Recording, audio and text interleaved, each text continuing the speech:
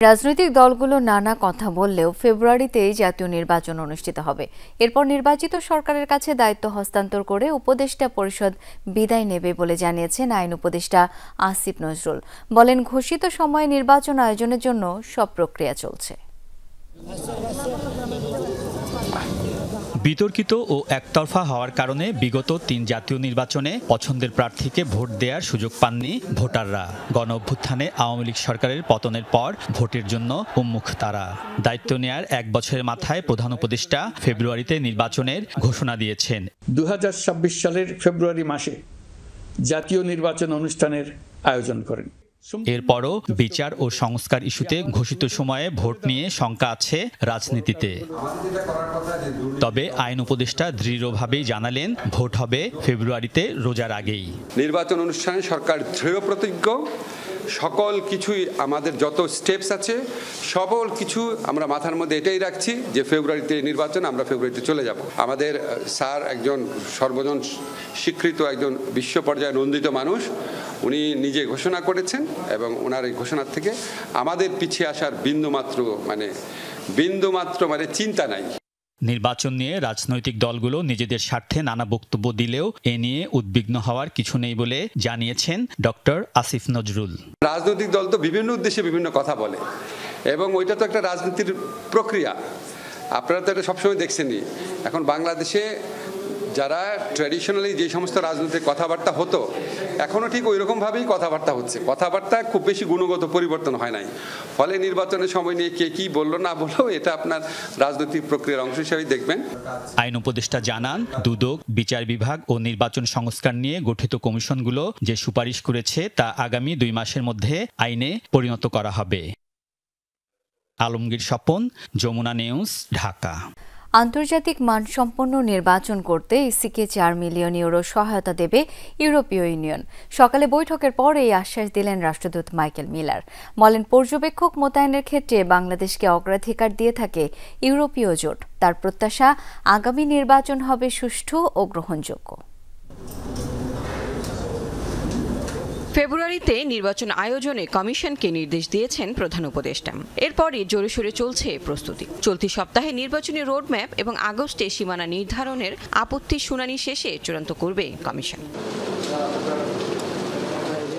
Voter তালিকা প্রণয়ন, নির্বাচন সংশ্লিষ্টদের প্রশিক্ষণ সহ কমিশনকে কারিগরি সহায়তা দিচ্ছে ইউরোপীয় ইউনিয়ন। প্রস্তুতি ও প্রয়োজনীয় সহায়তা দিতে আজ চতুর্থবারের মতো সিইসির সাথে বৈঠক করেছে ৬ সদস্যের প্রতিনিধি দল, যার নেতৃত্ব দেন রাষ্ট্রদূত মাইকেল মিলার। বৈঠক শেষে তিনি জানান, সুষ্ঠু নির্বাচন আয়োজনে কারিগরি ও প্রযুক্তিগত সহায়তার পাশাপাশি আর্থিক সহায়তা দেবে ইইউ। তাছাড়া গণতান্ত্রিক উত্তরণে বাংলাদেশকে সমর্থন করে আগামীতে ইসি ও সরকারের সাথে আরও আলোচনা হবে। আস্থা অর্জনে ইসিকে বিশ্বাসযোগ্যতা বাড়াতে হবে। আন্তর্জাতিক মানসম্পন্ন নির্বাচন করতে ইইউ ৪ মিলিয়ন ইউরো দেবে কমিশনকে। আগামী দিনগুলোতে দৃশ্যমান ও বাস্তব পদক্ষেপ গ্রহণ করতে হবে কমিশনকে, যাতে এই নির্বাচনের বিশ্বাসযোগ্যতা নিশ্চিত করা যায়। এ নিয়েও আমরা কাজ করব। জানান, সেপ্টেম্বরে বাংলাদেশে একটি বিশেষজ্ঞ দল আসবে। নির্বাচনে ইইউ পর্যবেক্ষক পাঠাবে কিনা সেই সম্ভাব্যতা যাচাই করবে তারা। নির্বাচনের পর্যবেক্ষক মোতায়েনের ক্ষেত্রে রাজনৈতিকভাবে বাংলাদেশ ইউরোপীয় ইউনিয়নের জন্য অগ্রাধিকার ভিত্তিক দেশ। নির্বাচনের আচরণ পর্যবেক্ষণে আমাদের মূল লক্ষ্য থাকবে এখানকার প্রতিষ্ঠানগুলোর স্বাধীনতা, কার্যকারিতা ও জবাবদিহিতা নিশ্চিত করা। নির্বাচন অনুষ্ঠানের ব্যাপারে অভিজ্ঞতা আছে বাংলাদেশে, তবে নির্বাচন পরিচালনার ক্ষেত্রে বিগত ভোটগুলো নিয়ে প্রশ্নও আছে, মনে করিয়ে দেন মিলার। তার প্রত্যাশা, আগামী নির্বাচন হবে গ্রহণযোগ্য ও আন্তর্জাতিক মানসম্পন্ন। লাভলি বিথি, যমুনা নিউজ, ঢাকা।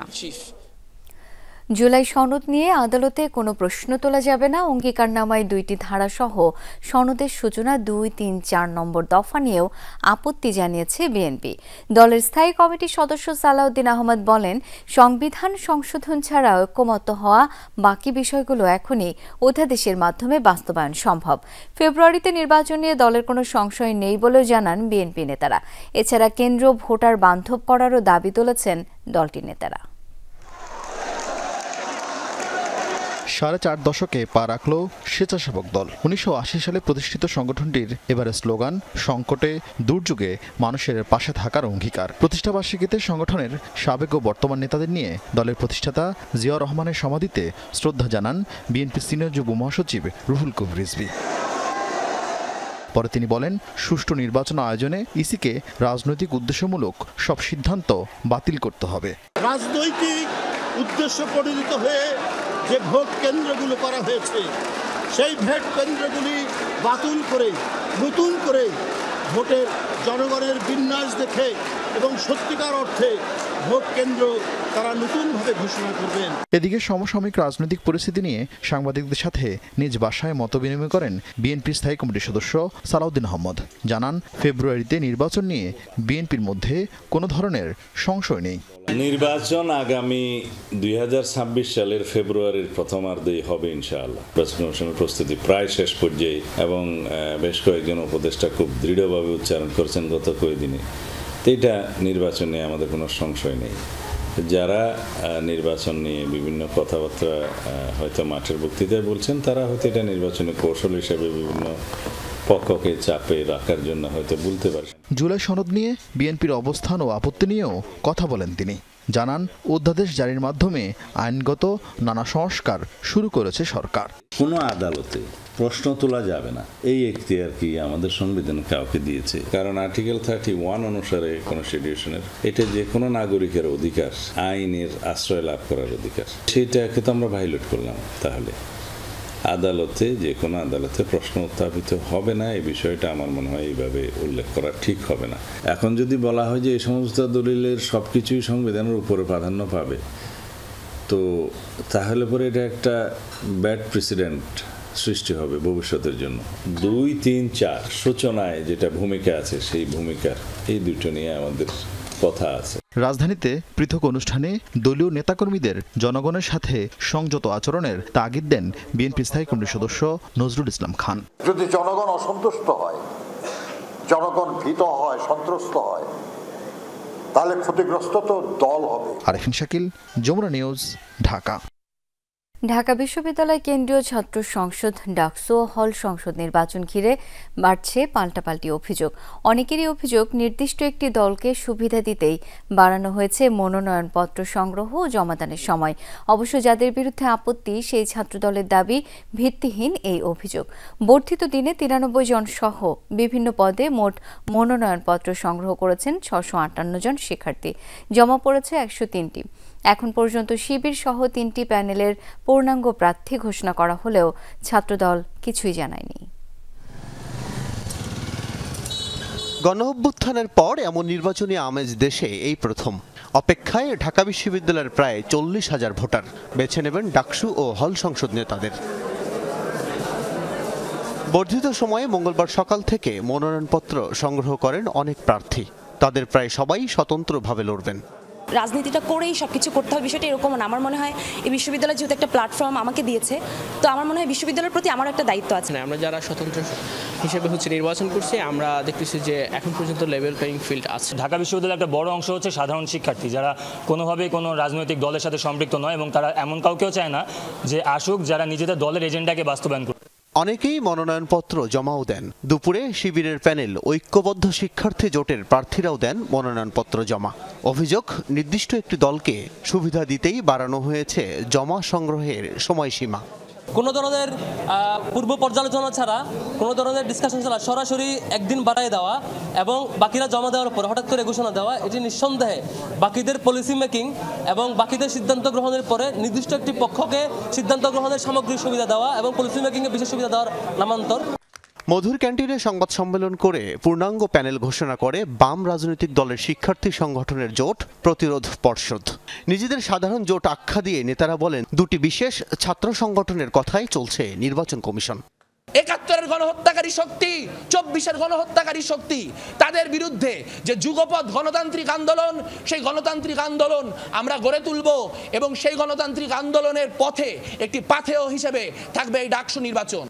এমন অভিযোগে ডাকসু নির্বাচনের চিফ রিটার্নিং কর্মকর্তা অধ্যাপক মোহাম্মদ জসিমউদ্দিন বলেন, কাউকে সুবিধা দিতে নয়, সবার কথা ভেবেই মনোনয়নপত্র সংগ্রহ ও জমাদানের সময় বাড়ানো হয়েছে। ছাত্র দল অথবা অন্য কোনো দল ডাকসুতে কোনো ইস্যু না। আমাদের এখানে যারা বৈধ ছাত্রছাত্রী তারাই শুধু মনোনয়নপত্র গ্রহণ করতেছে। আমাদের কোনোভাবে জানার কোনো সুযোগ নাই সে কোন দল করে, কোন গ্রুপ করে, কি করে। এই অন্তত ডাকসু ইলেকশন কমিশনের হিসাবে এই জিনিসটা আমাদের কাছে নেই। অভিযোগ প্রত্যাখ্যান করেছেন ছাত্র দলের নেতারা। জানান সব প্রার্থীদের বিষয়ে পর্যালোচনা করছেন তারেক রহমান। সবুজ সংকেত পেলেই ঘোষিত হবে পূর্ণাঙ্গ প্যানেল। একদম সম্পূর্ণ ভিত্তিহীন এবং বানোয়াট অভিযোগ। আমাদের সকলের ডাটা আমাদের দেশনায়ক জনাব তারেক রহমান নিচ্ছে, অতি শীঘ্রই আপনারা প্যানেল দেখতে পাবেন। আগামী 9 সেপ্টেম্বর ডাকসু নির্বাচনের ভোট গ্রহণ, সেদিনেই ঘোষণা করা হবে ফলাফল। আল আমিন হক, যমুনা নিউজ, ঢাকা। এদিকে দ্বিতীয় দিনের মতো জাহাঙ্গীরনগর বিশ্ববিদ্যালয় কেন্দ্রীয় শিক্ষার্থী সংসদ জাকসু নির্বাচনের মনোনয়নপত্র সংগ্রহ জমা দেন শেষ হয়েছে। দাবির মুখে মনোনয়নপত্র সংগ্রহ জমার সময়সীমা একদিন করে বাড়িয়েছে নির্বাচন কমিশন। বিশ্ববিদ্যালয়ের পাওনা পরিশোধ, লাইব্রেরির ক্লিয়ারেন্স নিতে বিড়ম্বনা পোহানো সহ নানা যুক্তি তুলে ধরে ছাত্রদল সহ কয়েকটি ছাত্র সংগঠন। এরপরই মনোনয়ন জমা ও সংগ্রহের সময়সীমা একদিন বাড়ানোর সিদ্ধান্ত নেওয়া হয়। নতুন সময়সূচি অনুযায়ী 21 আগস্ট দুপুর 2টা পর্যন্ত মনোনয়নপত্র সংগ্রহ, বিকাল 4টা পর্যন্ত জমা দেওয়া যাবে। আজ সকাল থেকে বিকাল পর্যন্ত কেন্দ্রীয় সংসদের মনোনয়নপত্র সংগ্রহ করেছেন 40 জন। জাকসু নির্বাচনের ভোট হবে 11 সেপ্টেম্বর।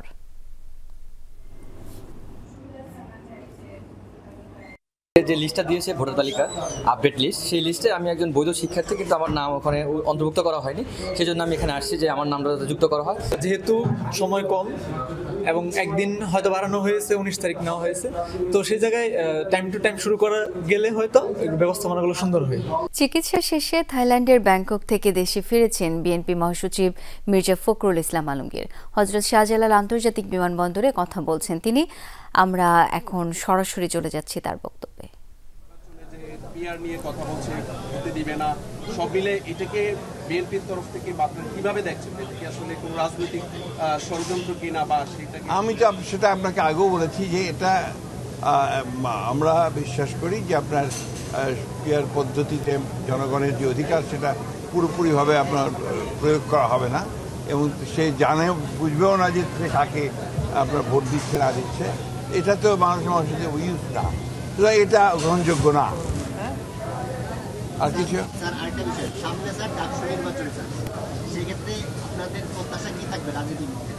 সুষ্ঠু আপনার নির্বাচন হবে এবং ছাত্র সংসদের একটা নির্বাচন যে অবাধভাবে হয় এটা সকলেরই কাম্য। তবে এটা ছাত্রদের ব্যাপার, ছাত্রই ভালো উত্তর দেবে। থ্যাংক ইউ সবাইকে। এই দেখি আজকের মতো সচিবালয়ের সামনে বিক্ষোভ কর্মসূচি প্রত্যাহার করল জুলাই শহীদ তামিমের পরিবার। তাদের দাবি, সদ্য জামিনপ্রাপ্ত যাত্রাবাড়ী থানার এসআই সাজ্জাদুজ্জামানের অবিলম্বে গ্রেপ্তার, বুধবারের মধ্যে 2 বিচারপতির বহিষ্কার এবং আইন উপদেষ্টার শোকজ। অন্যথায় আগামী রবিবার থেকে সচিবালয় বা রাষ্ট্রীয় অতিথি ভবন যমুনা ঘেরাও করা হবে। জুলাই আন্দোলনের যাত্রাবাড়িতে পুলিশের গুলিতে শহীদ হন আরেক পুলিশ সদস্যের ছেলে ইমাম হোসেন তাইম। ওই ঘটনায় মামলার আসামি এক পুলিশ কর্মকর্তা জামিন পেয়েছেন। এতে ক্ষুব্ধ শহীদ পরিবারের সদস্যরা জাতীয় প্রেস ক্লাবের সামনে বিক্ষোভ করেন তারা। সেখানে বিচার নিয়ে সরকারের গাফিলতির অভিযোগ করেন স্বজনরা। সে টাকা খেয়ে হাইকোর্টের সাথে লিয়াজু মেইনটেইন করে সমস্ত আসামিদেরকে জামিন করে দিচ্ছে। আইন উপদেষ্টার মদদে 5 কোটি টাকার লেনদেনে সেই আসামিকে জামিন দিয়ে দিয়েছে। সেই আসামিদেরকে তারা ছেড়ে দিচ্ছে, ঘুষ খেয়ে টাকা খেয়ে ছেড়ে দিচ্ছে। এই সরকার এবং এই আইন উপদেষ্টা কার কাছে টাকার কাছে বিক্রি হয়ে গেল কিভাবে?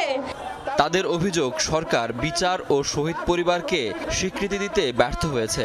বর্তমান সরকারের প্রধান উপদেষ্টা এবং আইন উপদেষ্টার পদত্যাগ চাই।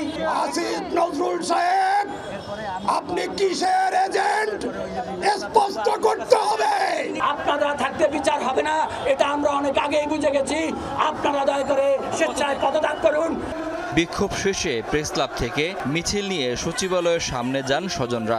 ভেতরে প্রবেশ করতে চাইলে আইন শৃঙ্খলা বাহিনী তাদের আটকে দেয়।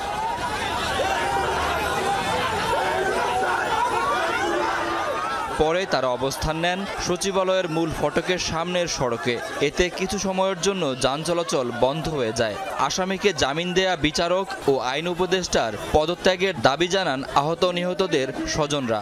এটা তো একেবারে প্রোটেক্টিভ এলাকায় 144 জারি করা। আমরা চেষ্টা করতেছি, তাদের বোঝানোর চেষ্টা করতেছি যে আপনারা একটু পাশে যান, মানুষের দুর্ভোগ যেন না হয়, রাস্তার যান চলাচল স্বাভাবিক থাকে। স্বজনরা অভিযোগ করেন সরকার শহীদদের আত্মত্যাগ ভুলে গেছে, তাই বিচারের জন্য তাদের রাস্তায় নামতে হচ্ছে। শাকিল হাসান, যমুনা নিউজ, ঢাকা।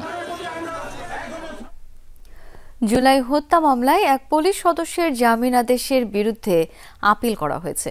আগামীকালই এই বিষয়ে সিদ্ধান্ত পাওয়া যাবে বলে ফেসবুক পোস্টে জানিয়েছেন আইন উপদেষ্টা ডক্টর আসিফ নজরুল। তিনি বলেন, জামিনের সঙ্গে আইন মন্ত্রণালয়ের কোনো সম্পর্ক নেই। জামিন বা হাইকোর্টের অন্য কোনো সিদ্ধান্তের সাথে আইন মন্ত্রণালয়ের কোনো সম্পর্ক থাকে না।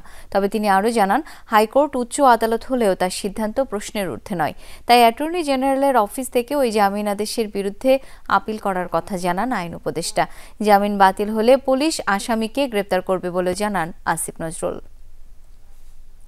দেশের বিভিন্ন স্থানে নানা আয়োজনে পালিত হয়েছে স্বেচ্ছাসেবক দলের ৪৫তম প্রতিষ্ঠা বার্ষিকী। সকালে নাটোরে বর্ণাঢ্য শোভাযাত্রা বের হয়, এতে অংশ নেন নেতাকর্মীরা। পরে কানাইখালীতে প্রতিষ্ঠা বার্ষিকী উপলক্ষে জনসভা অনুষ্ঠিত হয়। এ সময় বিএনপি নির্বাহী কমিটির সদস্য রুহুল কুদ্দুস তালুকদার দুলু অভিযোগ করেন, কিছু রাজনৈতিক ব্যক্তি আগামী নির্বাচন বাধাগ্রস্ত করার চেষ্টা করছে। নেতাকর্মীদের ঐক্যবদ্ধ থাকার আহ্বান জানান তিনি। এই বেশ কিছুদিন যাবৎ পত্রিকায় কিছু কিছু রাজনৈতিক ব্যক্তি তারা বিভিন্ন রকমের দাবি দেওয়া করে আগামী নির্বাচনকে বন্ধ করার জন্য, আগামী নির্বাচনে বাধাগ্রস্ত করার জন্য বিভিন্ন রকমের ষড়যন্ত্র শুরু করেছে। সংক্ষিপ্ত সমাবেশ শেষে ময়মনসিংহের টাউন হল প্রাঙ্গণ থেকে র্যালি বের করে দক্ষিণ জেলা স্বেচ্ছাসেবক দল। শহরের বিভিন্ন সড়ক হয়ে কৃষ্ণচূড়া চত্বরে গিয়ে তা শেষ হয়। জয়পুরহাটে প্রতিষ্ঠাবার্ষিকীর র্যালি শেষে সমাবেশ অনুষ্ঠিত হয়েছে। এছাড়া গাইবান্ধা, যশোর সহ দেশের বিভিন্ন স্থানে নানা কর্মসূচিতে প্রতিষ্ঠাবার্ষিকী পালন করেছে স্বেচ্ছাসেবক দল। বাংলাদেশের প্রথম 5G AI ইনভার্টার যুক্ত সর্বোচ্চ বিদ্যুৎ সাশ্রয়ী যমুনা এয়ার কন্ডিশনার। নারায়ণগঞ্জের ২৫০০-এ আধিপত্য বিস্তার নিয়ে দুদল গ্রামবাসীর সংঘর্ষে আহত হয়েছেন অন্তত ১৫ জন। সকালে উপজেলার খাককান্দা এলাকায় এই সংঘর্ষ হয়। প্রত্যক্ষদর্শীরা জানায়, দীর্ঘদিন ধরেই আধিপত্য নিয়ে দ্বন্দ্ব চলছিল বাহেরচর এবং কাকাইল মোড়া গ্রামবাসীর মধ্যে। এরই জেরে সকালে দেশীয় অস্ত্র নিয়ে সংঘর্ষে জড়ায় দুই পক্ষ। আহত হয় ১৫ জন। পুলিশ গিয়ে পরিস্থিতি নিয়ন্ত্রণে আনে। আহতদের স্থানীয় হাসপাতালে ভর্তি করা হয়েছে।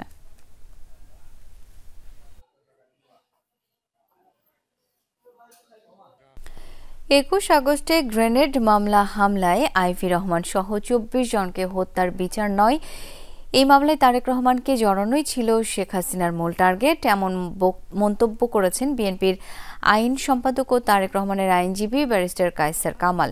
এই মামলায় সব আসামির খালাসের রায়ের বিরুদ্ধে রাষ্ট্রপক্ষের করা আপিলের তৃতীয় দিনের শুনানি শেষে কথা বলেন তিনি।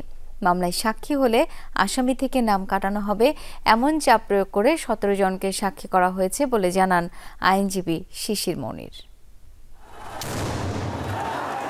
২০০৪ সালে ২১ আগস্ট বঙ্গবন্ধু এভিনিউতে আওয়ামী লীগের কেন্দ্রীয় কার্যালয়ের সামনে এক সমাবেশে শেখ হাসিনা সহ নেতাকর্মীদের উপর হয় গ্রেনেড হামলা, প্রাণ যায় ২৪ জনের। আলোচিত এই মামলায় সাবেক স্বরাষ্ট্র প্রতিমন্ত্রী লুৎফুজ্জামান বাবর সহ ১৯ জনকে মৃত্যুদণ্ড দিয়েছিলেন বিচারিক আদালত। আর তারেক রহমান সহ ১৯ জনকে দেয়া হয় যাবজ্জীবন কারাদণ্ড। বিভিন্ন মেয়াদে সাজা দেওয়া হয় ১১ জনের। তবে হাইকোর্টে এসে খালাস পান এই মামলার সব আসামি। মামলার সাক্ষ্য গ্রহণ থেকে শুরু করে বিচারিক প্রক্রিয়া সঠিক না থাকায় বিচারিক আদালতের রায়কে অবৈধ ঘোষণা করা হয়। তখন হাইকোর্টের এই রায়ের বিরুদ্ধে আপিলে যায় রাষ্ট্রপক্ষ। মঙ্গলবার সকালে প্রধান বিচারপতি ডক্টর সৈয়দ রেফাত আহমেদের নেতৃত্বাধীন আপিল বিভাগের ৬ বিচারপতির বেঞ্চে এই মামলার তৃতীয় দিনের শুনানি হয়। এদিন শুনানিতে সাক্ষ্য গ্রহণের ক্ষেত্রে অনিয়ম তুলে ধরেন আসামিপক্ষের আইনজীবীরা। দুইটা মামলা চড়ে না, আর যদি দুইটা মামলা চালাইতেও হয় সেখানে আইন স্পষ্ট যে সাক্ষী নিতে হবে দুইটাতে আলাদা আলাদা করে। কিন্তু এই মামলায় আজকে আমরা মাননীয় আদালতে আমরা এটা দেখিয়েছি যে একটা মামলায় সাক্ষী নিয়ে ওই সাক্ষীটা ওনার ওই সাক্ষীটা আরেকটা মামলাতে হুবহুব তুলে দিয়েছে কার্বন কপি করে, যে এটা বিচারের নামে প্রহসন এবং এটা হতে পারে না। পরে আসামি পক্ষের অপর আইনজীবী শিশির মনির বলেন, এই মামলায় সাক্ষ্য দিলে আসামি তালিকা থেকে নাম কাটানো হবে এমন কথা বলে 17 জনকে সাক্ষী করা হয়েছে। অফার দেওয়া হয়েছে যে যদি আপনি সাক্ষী হন তাহলে আসামি করা হবে না। এইভাবে 17 জন ঊর্ধ্বতন পুলিশ কর্মকর্তাকে মামলার সাক্ষী বানানো হয়েছে।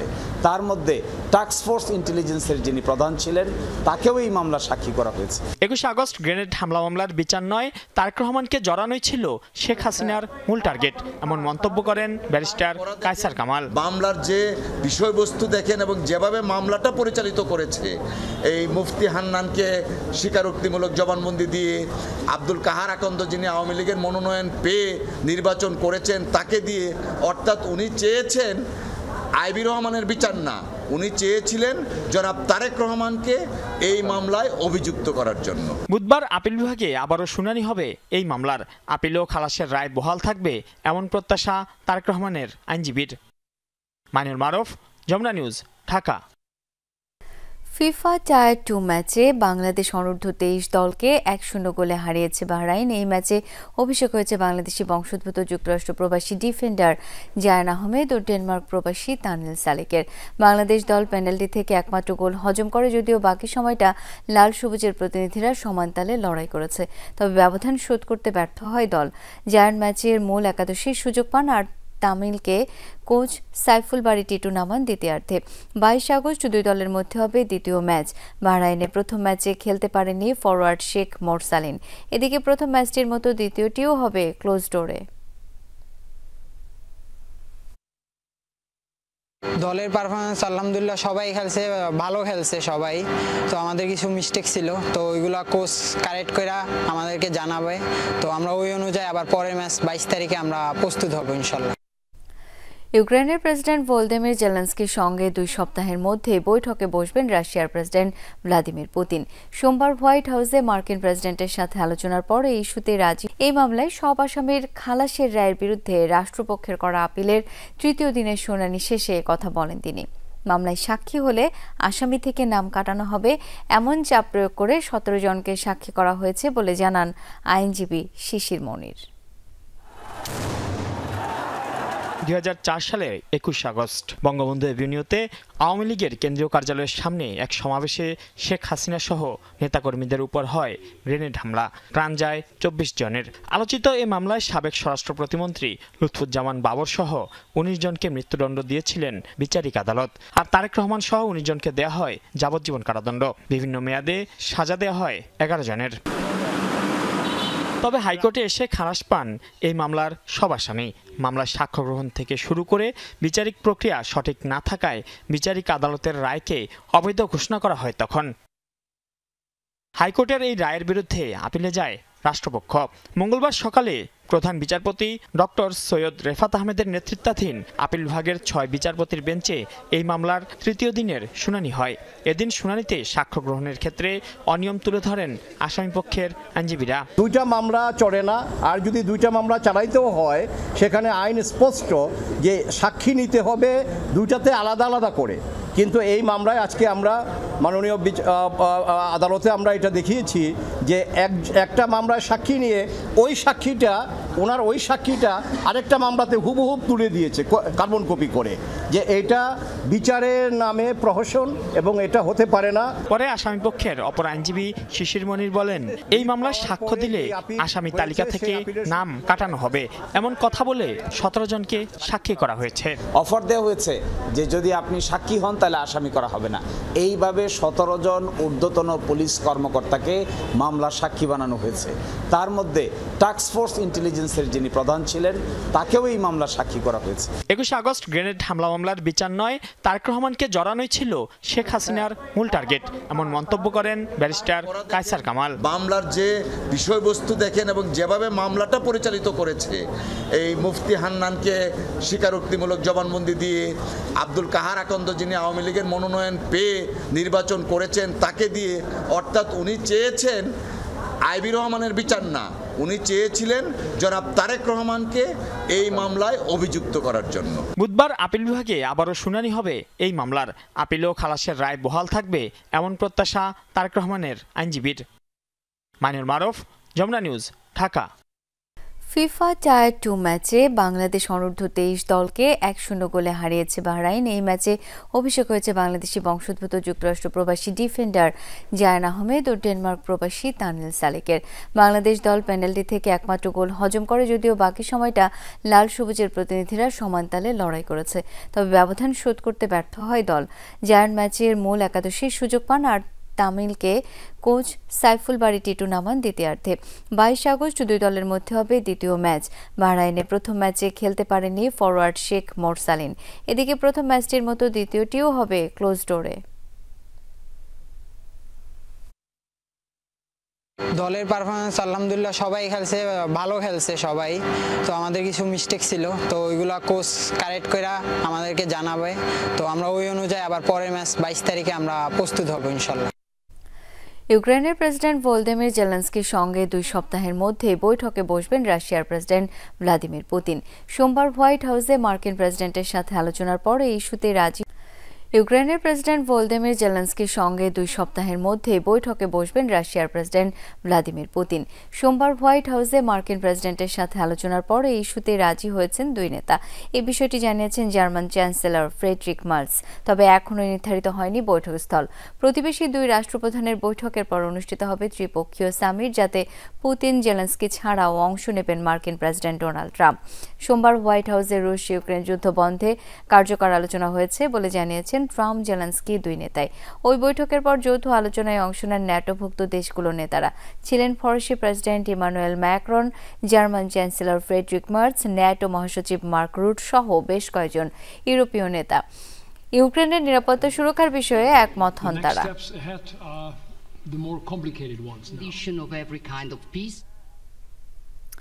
হোয়াইট হাউসে ইউরোপীয় নেতাদের সাথে বৈঠক চলাকালে রুশ প্রেসিডেন্ট ভ্লাদিমির পুতিনকে ফোন করেন মার্কিন প্রেসিডেন্ট ডোনাল্ড ট্রাম্প। ঘটনাস্থলে উপস্থিত ইউএর এক কূটনীতিকের বরাত দিয়ে বিষয়টি জানিয়েছে বার্তা সংস্থা রয়টার্স। বৈঠক শেষে রাশিয়ার প্রেসিডেন্টকে ফোন করার কথা থাকলেও মাঝপথে যোগাযোগ করেন মার্কিন প্রেসিডেন্ট। 40 মিনিটের মতো কথা বলেন তারা। ভ্লাদিমির পুতিনকে ভলোদিমির জেলেনস্কির সঙ্গে দ্বিপাক্ষিক এবং ত্রিপক্ষীয় বৈঠকের প্রস্তাব দেন ডোনাল্ড ট্রাম্প। ফোন আলাপের পরপরই আবার শুরু হয় ইউরোপীয় নেতাদের সাথে আলোচনা। এতে উপস্থিত ছিলেন ফ্রান্স, জার্মানি, ইতালি সহ ন্যাটো এবং ইইউ প্রতিনিধিরা। সব খবর থেকে নিচ্ছি ছোট্ট একটা বিরতি, সঙ্গেই থাকুন।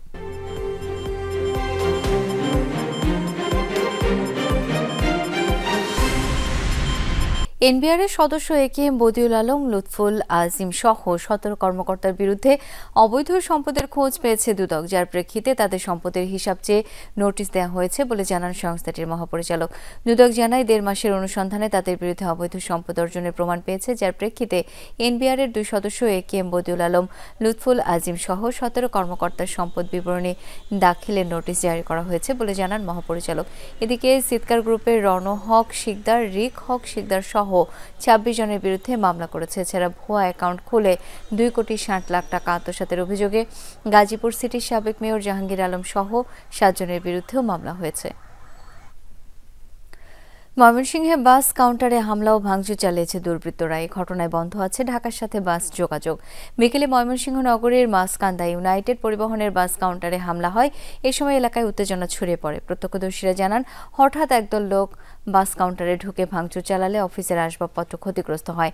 হামলার সময় কাউন্টারের কর্মচারীরা আতঙ্কিত হয়ে পালিয়ে যায়। হামলার প্রতিবাদে ময়মনসিংহ থেকে ঢাকাগামী সব বাস চলাচল বন্ধ হয়ে গেছে। এতে সাধারণ যাত্রীরা চরম ভোগান্তিতে পড়েছেন।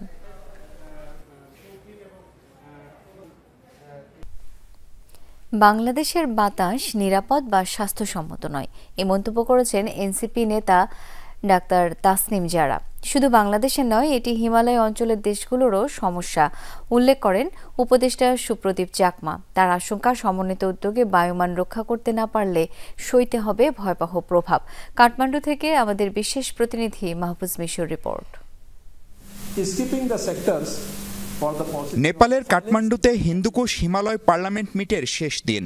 প্রথম সেশনের আলোচ্য বায়ু দূষণ এবং তা মোকাবেলার উপায়। আলোচনার সভাপতি অন্তর্বর্তী সরকারের উপদেষ্টা প্রথম সেশনের আলোচ্য বায়ু দূষণ এবং তা মোকাবেলার উপায়। আলোচনার সভাপতি অন্তর্বর্তী সরকারের উপদেষ্টা সুপ্রদীপ টাকমা। শুরুতেই হিমালয় অঞ্চলের বায়ুমান যে স্বাস্থ্যকর নয় সেটি তুলে ধরেন বিশেষজ্ঞরা। এ সময় নেপাল ও ভুটানের পার্লামেন্ট সদস্যরা তুলে ধরেন নিজ নিজ দেশের পরিস্থিতি। রাজধানী ঢাকাসহ বাংলাদেশের বাতাস কতটা ক্ষতিকর তা উঠে আসে এনসিপি নেতা ডাক্তার তাসনিম জারার বক্তব্যে। বাংলাদেশের বাতাস নিরাপদ নয়, বিশেষ করে শিশু ও বয়স্কদের জন্য এই দূষিত বাতাস ভীষণ ক্ষতিকর। পরিকল্পিত শিল্পায়ন ও বিকেন্দ্রীকরণ না থাকায় দূষণ বাড়ছে। এসব ইস্যুকে রাজনৈতিক দলগুলোকে অগ্রাধিকার তালিকায় রাখতে হবে, বাড়াতে হবে জনসচেতনতা। সেশনের সভাপতি তার বক্তব্যে সংকট সমাধানে দেশগুলোর ঐক্যবদ্ধ উদ্যোগের উপর জোর দেন। দূষণে কেবল বাংলাদেশ ভুগছে তা নয়, সবাই এর শিকার। এটা মোকাবিলায় দেশগুলোর সমন্বিত উদ্যোগ লাগবে। সংসদীয় ককাস করা যেতে পারে। পরে সংবাদ সম্মেলনে আয়োজকরা জানান, চীন ও ভারত এ দফায় না আসলেও সংকট নিয়ে যে খোলামেলা আলোচনা হয়েছে সেটাই এবারের অর্জন।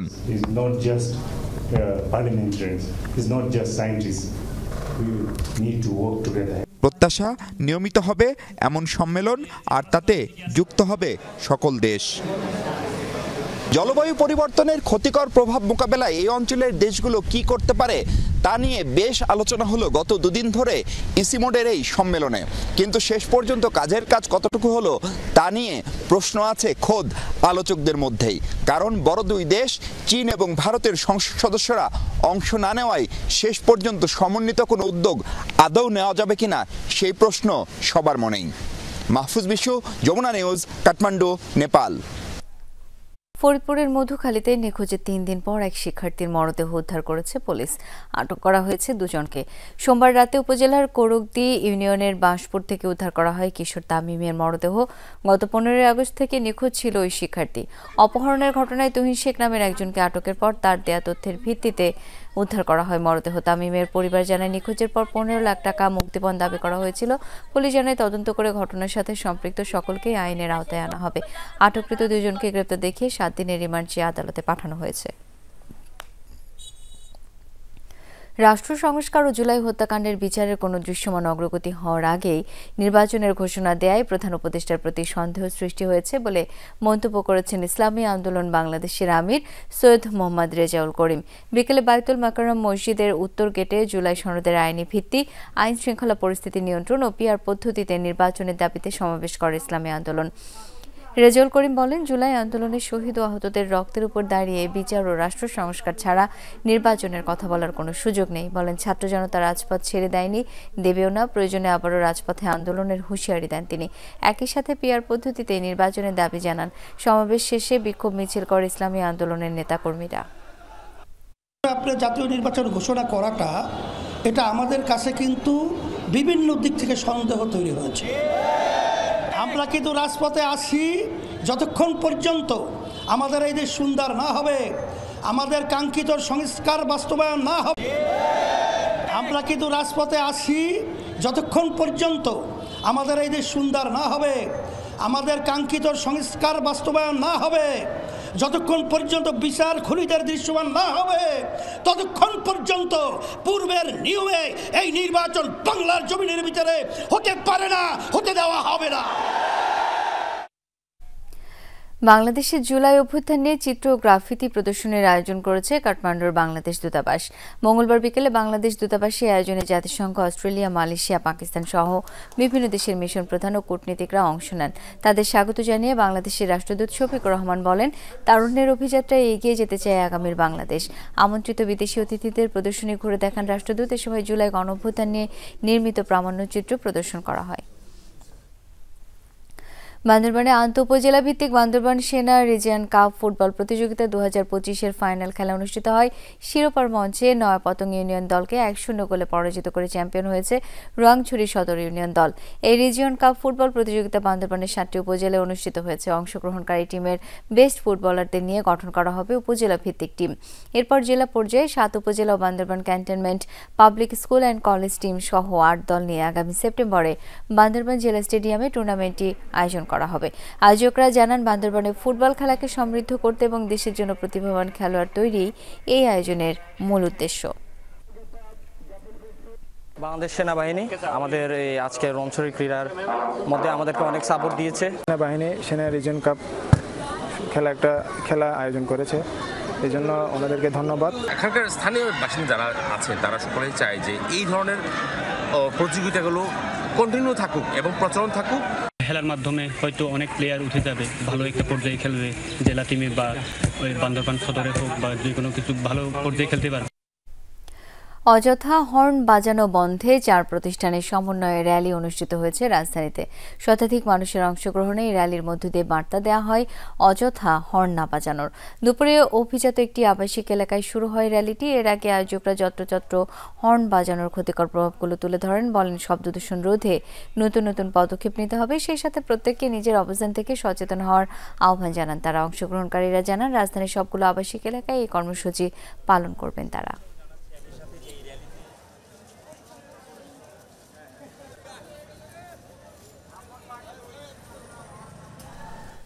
এই ছিল আজকের সব খবরের আয়োজনে। ধন্যবাদ এতক্ষণ সাথে থাকার জন্য।